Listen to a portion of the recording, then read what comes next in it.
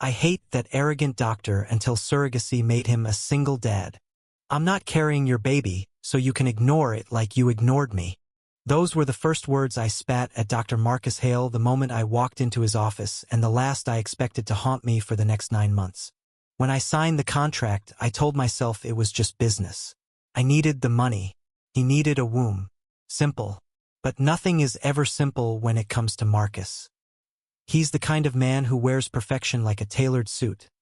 Tall, polished, sharp-eyed and arrogant enough to think the world revolves around his operating table. The worst part? I used to think he was beautiful. The surrogacy agency said I was lucky. He's a reputable pediatric surgeon, very responsible, and he's doing this on his own. They gushed. But when I first met Marcus, all I saw was a man who looked at me like I was a service, not a person. He barely said hello. No thank you. Just cold clinical efficiency and a schedule for injections. You're not going to talk to me at all? I had said on our second meeting. I'm not here to make friends, he replied, barely glancing up from his tablet. I just want to make sure everything is safe. I clenched my jaw. Right? God forbid you feel something. That should have been the end. We were oil and water, a community college dropout working 3 jobs to pay rent, and him, the golden boy of the hospital, too busy saving babies to notice the people around him. But life, as always, had other plans. At 12 weeks, I passed out in the grocery store aisle from low blood sugar. I woke up in the ER, and guess who was standing over me, barking orders at nurses like a man possessed? Luca, he said, voice raw. You should have called me. I didn't think you'd care. His jaw tightened, and for the first time, I saw something crack through his perfect facade. Fear. From then on, Marcus showed up. Every checkup, every scan, not just with money, but with soup, books, a playlist of calming music. He bought me a damn humidifier because I said the air was too dry once. I tried to keep hating him, I did, but he made it hard. One night, after a particularly rough bout of nausea, I found myself sitting on his leather couch, wrapped in a heated blanket while he rubbed circles into my back. You didn't have to do all this, I whispered. I know, he said. I wanted to. That scared me more than anything. We started spending more time together. He insisted on taking me to prenatal yoga, doctor's orders, he joked, made me try weird green smoothies, and even sat through cheesy birthing documentaries with me. Sometimes I'd catch him watching Men at the Bump. Not the charts but me. Like he was trying to see who I really was, not just the body carrying his child. One night I snapped. You can't act like you care and then just disappear after the birth, I said, my voice breaking. Don't make this harder than it already is. He stood silent for a beat, then said quietly, what if I don't want to disappear? That was the night he kissed me. It wasn't wild or urgent.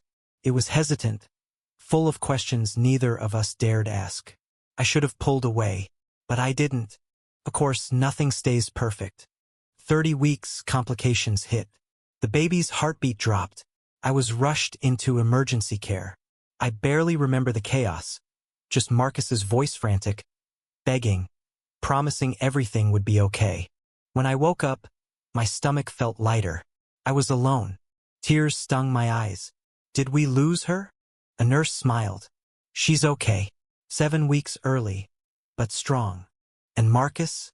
He was sitting outside the NICU, face buried in his hands. He looked up when I approached, eyes bloodshot. You saved her, he whispered. We named her Maisie. I was supposed to walk away. That was the plan. Surrogacy contracts are Clerno strings, no custody, no confusion. But when I held her for the first time and Marcus placed his hand over mine, I knew nothing would ever be the same again. He asked me to move in. Just until you recover, he said. But just until turned into nightly feedings, shared lullabies, and quiet mornings watching cartoons with Maisie snuggled between us. He watched me with a softness that undid me. One rainy afternoon, I found myself folding tiny onesies while Marcus stirred soup in the kitchen. I looked up and said, "This feels like a family." He turned, eyes shining. That's because it is. I didn't fight it anymore. We made love that night not in a frenzy, but in gratitude. Every kiss said thank you. Every touch said stay. Some people say love is lightning. Ours was more like rainfall, steady, gentle, and utterly impossible to ignore once it started. Maisie came home 3 weeks later. The first night, she wouldn't stop crying, and Marcus panicked. "What if I can't do this?" he whispered, rocking her. I took his free hand. "You're already doing it." He looked at me like I was the miracle. And in that moment I knew. I never hated him. I was just afraid to love him. Now, when strangers ask how we met, Marcus always smirks and says, "He hated me at first sight." And I roll my eyes because it's true. But in the end, love didn't need a perfect beginning. It just needed us to choose each other over and over again. Thank you for listening. Don't forget to like and subscribe to stay updated with the latest videos.